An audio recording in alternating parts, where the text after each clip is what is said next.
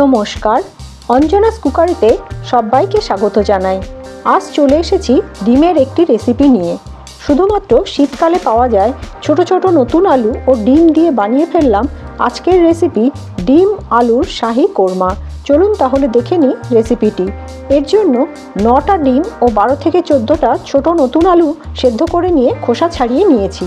এরপর এই ডিমগুলোতে ছুরি দিয়ে এরকমভাবে কাট লাগিয়ে নিচ্ছি, তাতে মশলা ঢুকে ডিমের স্বাদ বাড়বে। আর সাইজে সামান্য বড় আলুগুলোকে কেটে দুটুকরো করে নিলাম ও ছোট আলুগুলো গোটা রেখে দিয়েছি। এবার এই আলু ও ডিমের মধ্যে প্রয়োজন মতো লবণ, 1/3 টিস্পুন হলুদ গুঁড়ো ও 1/3 টিস্পুন লাল লঙ্কা গুঁড়ো দিয়ে মিশিয়ে দিলাম। হাত দিয়ে মেশাবার প্রয়োজন নেই। দেখুন যেভাবে আমি করছি ঠিক এইভাবে মিক্সিং বোল ধরে নাড়িয়ে দিলেই আলু ও ডিমের মধ্যে লঙ্কা গুঁড়ো ও হলুদ গুঁড়ো খুব ভালোভাবে মিশে যাবে। এবার একটা পেস্ট বানাতে হবে। তার জন্য কিছু ইনগ্রেডিয়েন্টস হালকা ভেজে নিয়ে তারপর পেস্ট বানাবো। তাই কড়াইতে দিয়ে দিলাম 3-4 চা চামচের মতো সানফ্লাওয়ার অয়েল। এই রেসিপিটি সানফ্লাওয়ার অথবা ভেজিটেবল অয়েল দিয়ে বানালে ভালো হয়।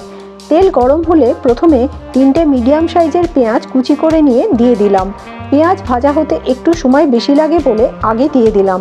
4-5 মিনিটের মতো ভেজে নেব। পেঁয়াজ ভাজতে ভাজতে কিছুটা নরম হয়ে এলে এর মধ্যে একসাথে বাকি সব ইনগ্রেডিয়েন্টসগুলো দিয়ে দিলাম 3 চা চামচ আদা কুচি, 8টা রসুন কোয়া, একটা টমেটো টুকরো করে নেওয়া, 4টে কাঁচা লঙ্কা, 12টি কাজু বাদাম ও 10টি আমন্ড বাদাম। সব কিছু দিয়ে কিছুক্ষণ ভাজতে হবে। আরও প্রায় 3-4 মিনিট ভেজে নেওয়ার পর সব কিছু স্ট্রেনারের সাহায্যে ছেঁকে তুলে নিতে হবে। দেখুন যেভাবে আমি করছি এইভাবে করলে এক্সট্রা তেলটা ঝরিয়ে নেওয়া যাবে। যতটা তেল ঝরানো যায় ততটাই চেষ্টা করব। এবার এই ভাজা সবজি ও বাদাম তুলে নেওয়ার পর পুরোপুরি ঠান্ডা করে নিয়ে গ্রাইন্ডার জারে দিয়ে পেস্ট করে নিতে হবে। অবশ্যই ঠান্ডা করে নিয়ে তবেই পেস্ট বানাবেন। গরম থাকা অবস্থায় করতে যাবেন না, তাতে বিপদ হতে পারে।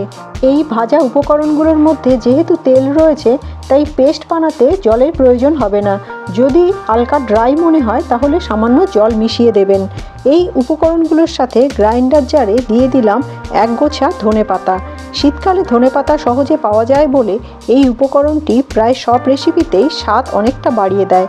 তাই ধনেপাতা দিয়ে সব কিছু একসাথে খুব ভালোভাবে পেস্ট করে নিতে হবে। দেখুন ঠিক এরকম একটা মসৃণ পেস্ট হতে হবে। আমার এই পেস্টটা বানানোর সময় কোনো জল লাগেনি, তবে আপনারা পেস্ট বানানোর সময় যদি জলের প্রয়োজন হয় তাহলে 2 চামচ দিয়ে দিতে পারেন। শুধু খেয়াল করবেন পেস্টটা যেন মসৃণ হয়, কোনো গোটা গোটা দানা দানা ভাব যেন না থাকে। এবার কড়াইতে যে তেলটা বেঁচেছিল তার মধ্যে দিয়ে দিলাম নুন হলুদ মাখানো ডিম ও আলু।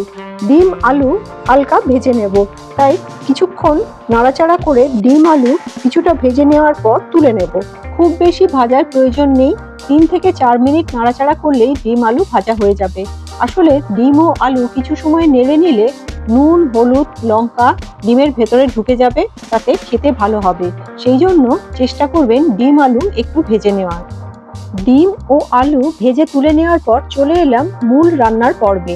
কড়াইতে দিয়ে দিলাম 4 চা চামচ সাদা তেল। তেল ঠিকঠাক গরম হলে ফোড়ন হিসেবে দিয়ে দিলাম গোটা জিরে, গোটা গোলমরিচ, এলাচ, লবঙ্গ ও দারচিনি। ফোড়ন কিছু সময় নেড়ে নিতে হবে। নাড়তে নাড়তে ফোড়ন থেকে যখন সুন্দর গন্ধ বেরোতে শুরু হলো তখন দিয়ে দিলাম ভাজা সবজি ও বাদামের পেস্ট। এই পেস্টটা দিয়ে সবকিছু একসাথে আবারও নাড়তে লাগলাম।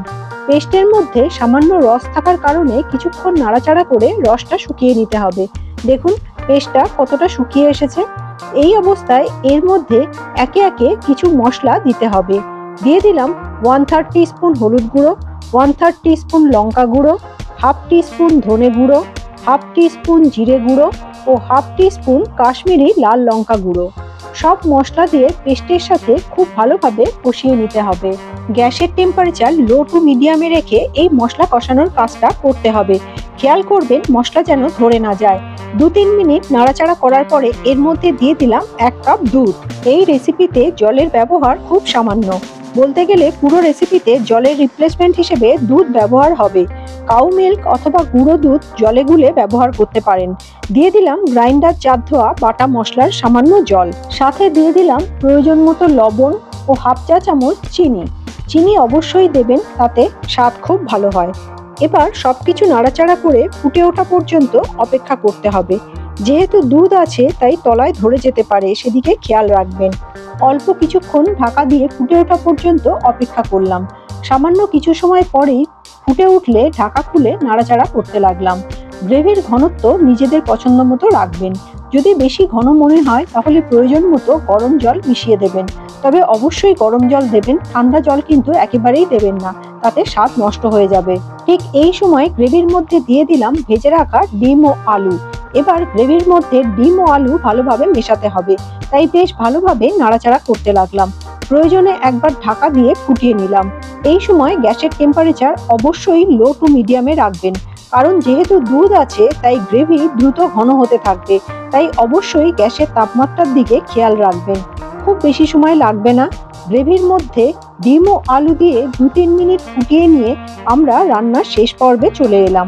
দিয়ে দিলাম হাফ চা চামচ গরম মশলা গুঁড়ো, 2 চা চামচ ভাজা কসুরি মেথি ও হাফ কাপ ধনেপাতা কুচি। সবকিছু দিয়ে ভালোভাবে মিশিয়ে ঢাকা দিয়ে গ্যাস অফ করে দিলাম।